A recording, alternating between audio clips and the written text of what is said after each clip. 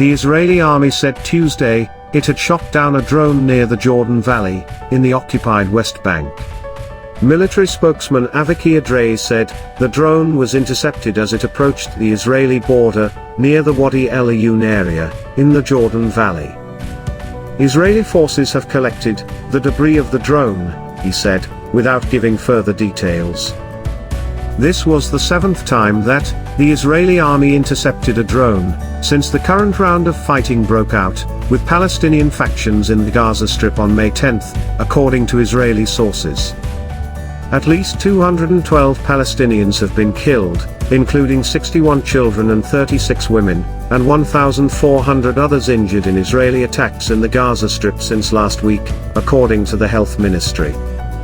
10 Israelis have also been killed by Palestinian rocket fire from the Gaza Strip. The recent tensions that started in East Jerusalem during the Muslim holy month of Ramadan spread to Gaza as a result of Israeli assaults on worshippers in the Flashpoint al-Aqsa mosque compound and Sheikh Jarrah neighborhood. Israel occupied East Jerusalem, where al-Aqsa is located, during the 1967 Arab-Israeli War. It annexed the entire city in 1980 in a move never recognized by the international community.